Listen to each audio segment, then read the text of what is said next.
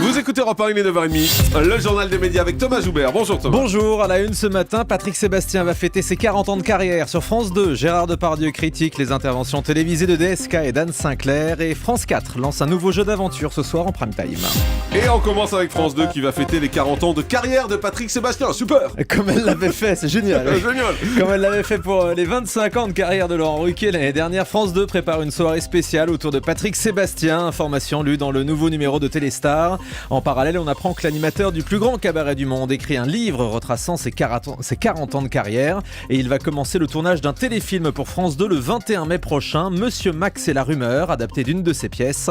Un téléfilm policier dans lequel il tiendra un rôle.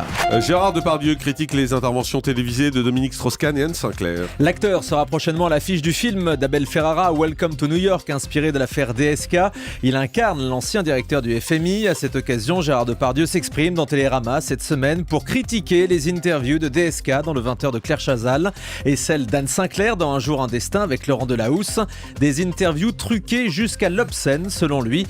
Pour se préparer pour le rôle, Gérard Depardieu explique n'avoir revu aucune image de DSK ni lu quoi que ce soit de l'affaire, hormis le rapport complet du FBI. Le film sortira uniquement sur internet la semaine prochaine.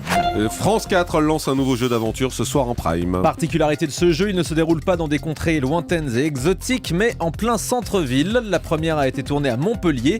Ça s'appelle Droit devant ce soir à 20h45. Les candidats doivent aller toujours tout droit en franchissant tous les obstacles qu'ils rencontrent, des murs, des grillages, des cours d'eau. Écoutez le producteur Jonathan Politure. Le concept, c'est donc de relier un point A à un point B, quels que soient les obstacles rencontrés, en allant tout droit et sans jamais sortir des limites de la ligne, une ligne virtuelle, un peu comme une ligne GPS, qui fait à peine 6 mètres de large. Et les candidats ne doivent pas sortir de la largeur de cette ligne. Et l'idée pour les candidats, pour gagner, c'est d'arriver le plus vite possible, donc de réaliser le meilleur chrono. Donc clairement, il y a des fois il faut ramper, d'autres fois il faut escalader, il faut parfois sauter dans des airbags géants qu'on a mis à disposition, descendre en rappel. C'est un jeu d'aventure mais qui se passe au coin de la rue. Valéry Giscard d'Estaing déplore un affaiblissement des programmes à la télé et à la radio. L'ancien chef de l'État s'étonnait hier matin au micro de Jean-Pierre Elkabbach sur Europe 1 que le 8 mai soit un jour férié. Il développe sa pensée dans les colonnes du Point. Valéry Giscard d'Estaing explique qu'il observe de nombreux signaux de décadence sur le plan du travail et il prend pour exemple les médias. Je cite, il ne parle que de la route des vacances, de la météo du week-end et le soir à la radio, il n'est plus question que de matchs de foot. L'ancien président de la République déplore qu'il n'y ait plus d'émissions littéraires. Elle risquerait de fatiguer nos neurones. Fin de citation. Christine Bravo prépare une saison 2 de son émission d'histoire sur Chérie 25. L'animatrice a annoncé sur son compte Twitter le tournage de 10 nouveaux épisodes de son émission Sous les jupons de l'histoire. Elle va continuer de s'intéresser aux femmes qui ont marqué l'histoire avec un numéro consacré à la marquise de Montespan, la maîtresse la plus célèbre de Louis XIV. Christine Bravo annonce un tournage le 16 juin au château de Versailles. Le patron de Canal+ répond à Nonce Paolini qu'il a attaqué mercredi devant le CSA. Nonce Paolini, le patron de TF1, a présenté au CSA le projet du passage de sa chaîne LCI en gratuit en faisant de nombreuses attaques contre ses concurrents, notamment le groupe Canal+. Bertrand Méheux lui répond ce matin dans le Figaro. Il accuse Nonce Paolini de mauvaise foi. Selon lui, TF1 a tout fait pour affaiblir la TNT payante dernièrement, pour en faire un argument du passage de LCI en clair.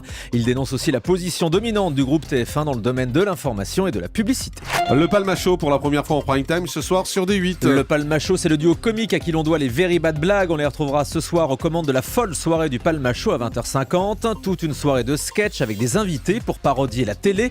Vous verrez notamment une parodie de The Voice avec Florence Foresti dans le rôle de Jennifer. On y revient. Je vous propose un petit extrait C'est du d'ailleurs. matraquage, monsieur en Thomas Joubert. avant-première. Écoutez, pour le coup, c'est très drôle. Salut à tous et bienvenue dans cette nouvelle saison de This is The Voice. Cette année, il y a plein d'univers, il y a beaucoup de talents. Puis moi, je vais mettre plein de robes avec très peu de tissu. Je vais changer de vernis. Il y a plein de chaussures. Wouh! T'as vraiment ta place dans cette émission parce que tu m'as touché. T'as vraiment un univers à toi. Ah non, mais en fait, moi, je suis technicien, je change le micro. Le Palma Show, c'est ce soir sur D8 à 20h50 avec donc Florence Foresti dans le rôle de Jennifer. D'accord. On l'aime bien. Ah, Florence Florence Foresti, j'adore. Foresti. C'est le Palmachot, je trouve ça très drôle, mais bon, c'est autre chose. Le gagnant de The Voice chantera pour Eva Longoria. Ouais, la star américaine organisera son traditionnel gala de charité lundi soir à Paris. De nombreux artistes seront présents comme Tina Arena, Patrick Fiori, la chanteuse Indila et le futur gagnant de The Voice.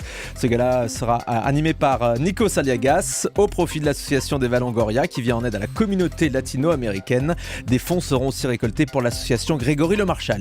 Allez, on termine avec le chiffre du jour. 5,5 milliards d'euros, la somme déboursée par la chaîne américaine NBC pour retransmettre les Jeux Olympiques jusqu'en 2032. La chaîne a sécurisé son contrat d'exclus sans même savoir où se tiendraient les futurs Jeux. Les prochains auront lieu à Rio, puis à Tokyo en 2020. Mais pour la suite, on ne sait pas encore quelles seront les villes hôtes. Mais quoi qu'il arrive, on sait que ce sera donc diffusé sur NBC aux États-Unis. Merci beaucoup Thomas Joubert, et pour vous faire partir en week-end avec le sourire, petit cadeau, rien que pour vous. Au soleil, m'exposer un peu plus au soleil. C'était bien ça, c'est le tube de Week-end Jennifer. Soleil. Ah bah, elle en a fait plein d'autres. Ah bon, il y a eu quoi? Bah oui.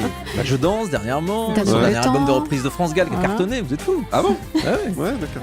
Le grand direct des médias, Jean-Marc Morandini.